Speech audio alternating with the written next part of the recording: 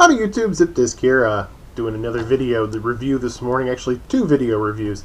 I'm covering the two G2 Autorollers, which are interesting figures released in G2. And I got these guys off eBay and they were mint in sealed package. Now, I'm not one of those people who likes to leave things in a plastic prison, so I took them out and played with them. And I really like these guys. I mean, there's some serious flaws in them. Some things I really don't like that are pretty standard in a lot of the G2 line. But I like the figures for what they are, and I'm going to do them in two separate videos because I think they deserve it.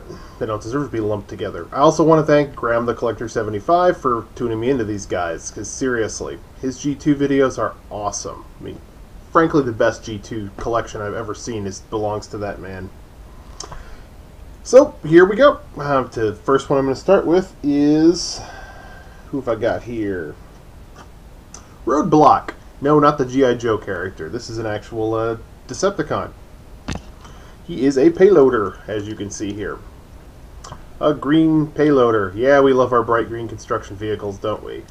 And he's fairly successful. Nice vehicle mode. His missiles store on the sides like that. Although one of them's particularly loose and likes to fall off. It probably will during the course of this review.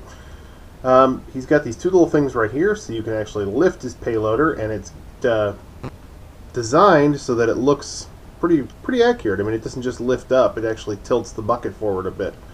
And I think that's a very nice touch. He's even got a little driver's seat, if you can see that, inside of his cab section. Well, cockpit, whatever you want to call it on this thing. He's got a little black switch in the back. You see these two little... I mean, I like the stickers on this guy, too. They're effective, if minimal. That's one of my biggest complaints on these, is there is no Decepticon logo anywhere on them, much like with Skyjack, which I find to be a bit of a drawback, a bit of a problem. But hey, if they're robots in disguise, why advertise what your faction is, or the fact you even have one? Like I said, he's got this little black switch on the back. When it's in this position right here, his wheels roll perfectly fine, and he'll go anywhere you want. One small problem is he's a bit floppy, but that's because of what he does. These are auto-transforming figures. Now, you take this little knob back here, and you switch it to the side, and you push him forward, or in this case I'm just going to manipulate the wheels,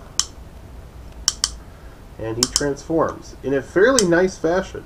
I mean, let's do that reverse so you can see. If you reverse the wheels, it goes in reverse. And back again.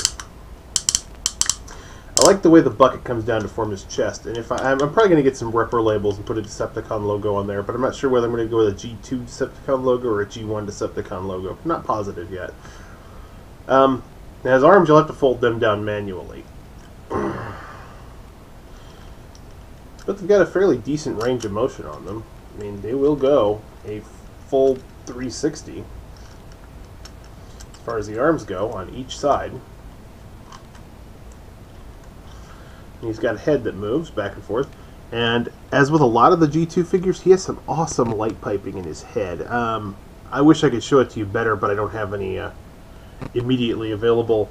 Oh, just a second. Let me try my cell phone. But like I said, these are really nice figures, and it's one of those things I liked about G2 is they did a lot of experimentation, working on things back and forth, seeing what they could get done. Let's see if this will show it off. See, you can kind of see the light piping there. I really like it. It works for me. One thing that doesn't work for me is he has one of my big pet peeves on Transformers. He has no hands. None at all. He's got a missile launcher and a buzzsaw. Well, the buzzsaw has a little gimmick in it. It's got a little gray tab underneath his arm there. And if you push it, it does this. And spins the buzzsaw, which is pretty cool. Now he's also got a missile launcher, and unlike a lot of the missile launchers in G2, this one isn't pressure launched, this is actually spring-loaded, and fairly effective, especially for an American toy.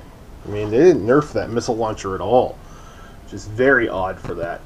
His head sculpt's fairly effective. I like it. Unfortunately, he's a bit floppy in this mode too, but if you flip the switch, it's a bit better, and then you can roll him. Yeah, he's got one big block for legs. That's another problem with these guys. All in all, I really like the figure. I think it works. It's an effective toy. It looks good into my display stand, I'll tell you that, in my display case.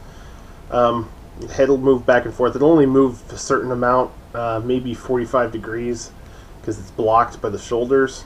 That's not too bad. And, you know, it's not incredibly kibbly. It's not bad at all. I like the figure. Let's get to his bio, because I haven't covered him. Now, this guy has never made a fictional appearance at all, which kind of bothers me, but oh well.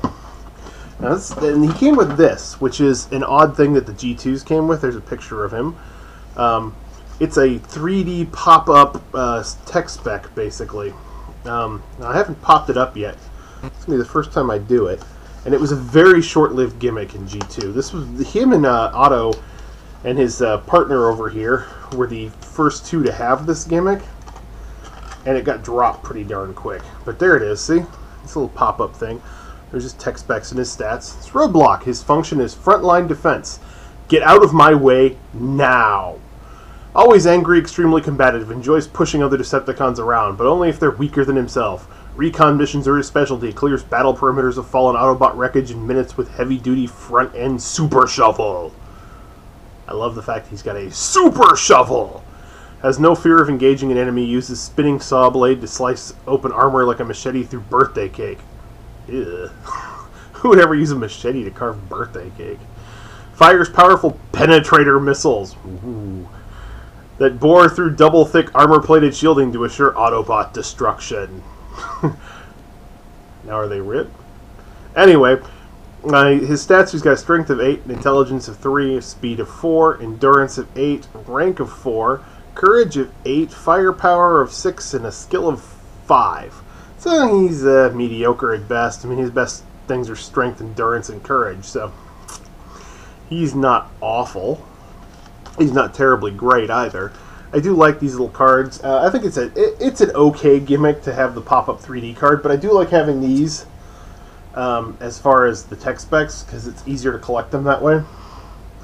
But oh well, if you can find him for a decent price, I paid $24.50 with shipping for both of them, sealed in package.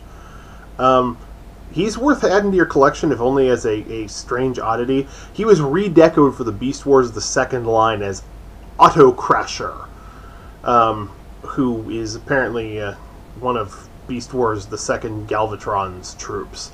I'll cover more of the Beast Wars 2 connection with these toys in my next review, because I'm kind of a sucker for the Beast Wars 2 Predacons and the Japanese Predacons and Maximals in general.